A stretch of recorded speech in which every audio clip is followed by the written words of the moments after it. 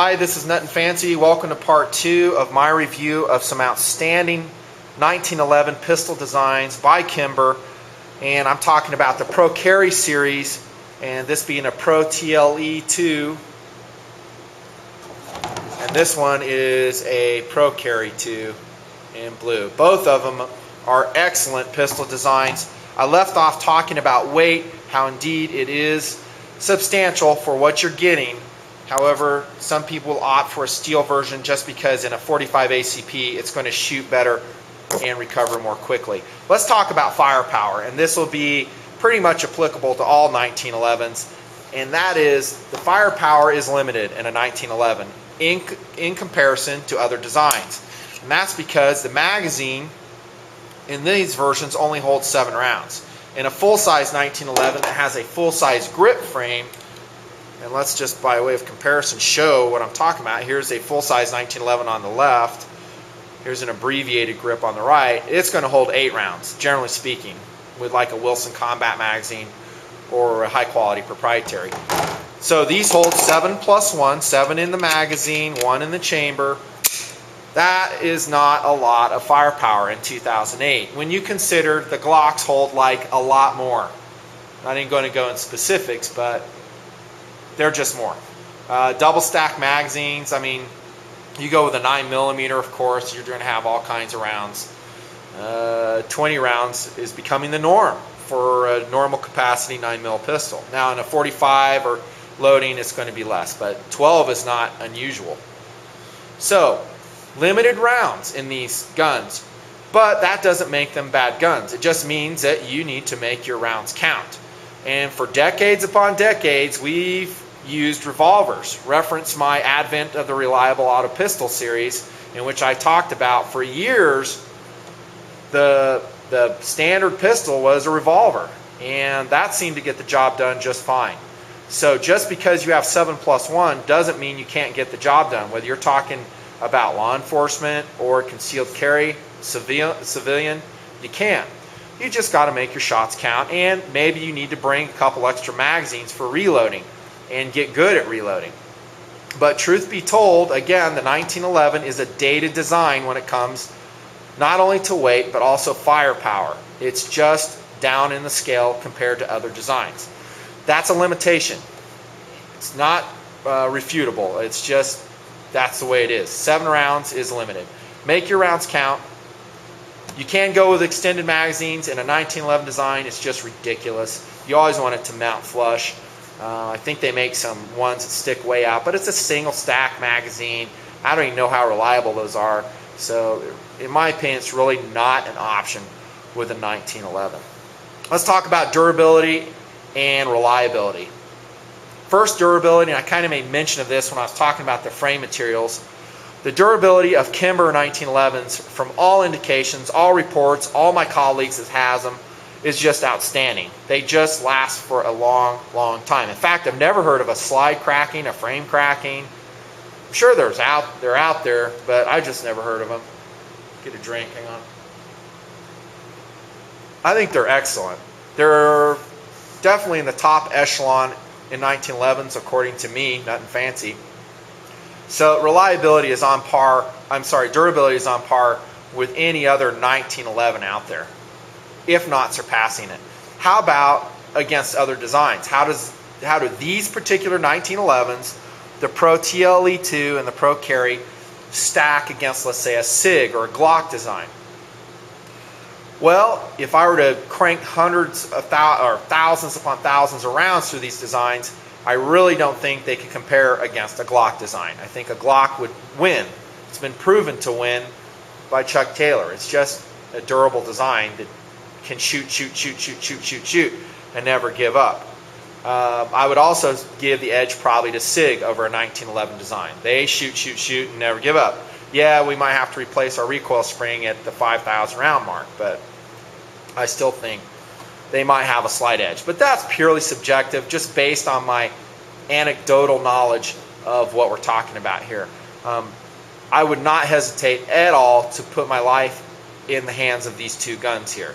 That's the bottom line, isn't it? When we talk about durability, reliability, can I trust my life to the gun that I'm carrying?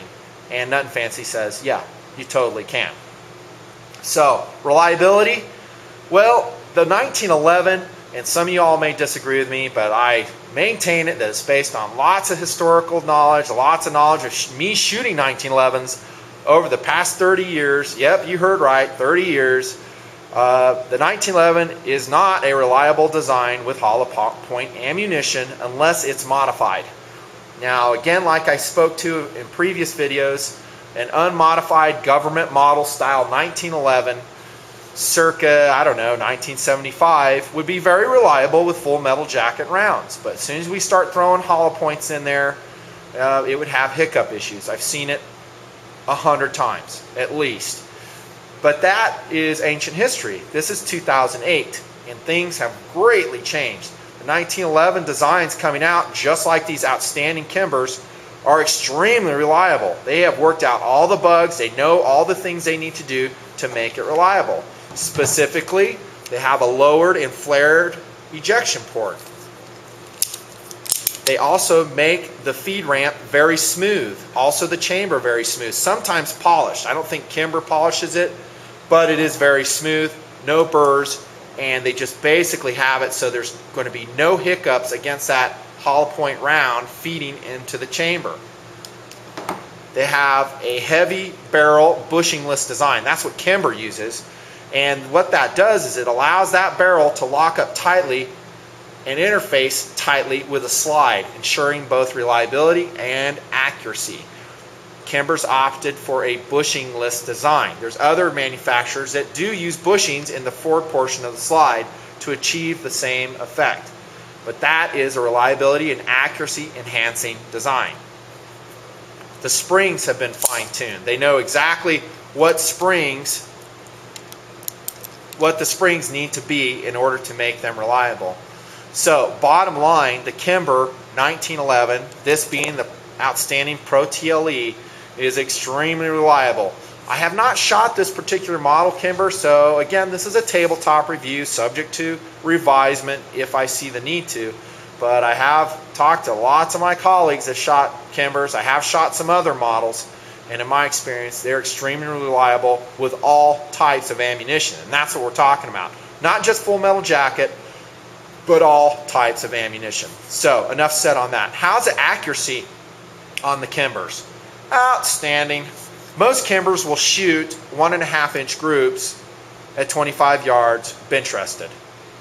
Now, this is a 4-inch model, maybe 2-inch groups, but that is outstanding.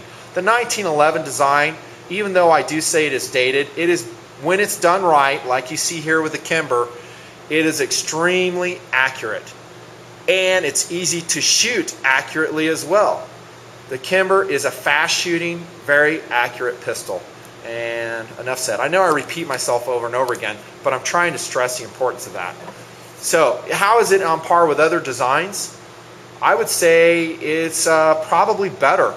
Maybe even better than a SIG, maybe even a little bit better than a Glock. I think a good 1911, these two pistols, I wouldn't put them above either of those, but let's just call it a tie. That it's a tie with the best other competing auto pistol designs. SIG, Glock, H&K, all those being very accurate, and so are the Kimber 1911s. Enough said. They are just very accurate. How about accessories for this gun? What can you get for it? Well, the cool thing about getting a Kimber is there's not much you'd want to change about the gun. You are paying a lot for the gun, and truth be told, this gun here, the TLE, the Pro Carry TLE, is expensive. I mean, we're talking like around $1,000, maybe $900, depending on where you get it. That's not cheap. But good things in life generally aren't cheap. But this includes basically all the things that in years past guys would do to get their 1911s customized, including an extended slide release, ambidextrous. Actually, this is just a single right-handed safety. I was going to say ambidextrous. It ain't. Neither is that Pro Carry II. Has a skeletonized target hammer for faster lock time. What do I mean by lock time? The time when I pull the trigger to when ignition happens. I want that to be a very fast interval.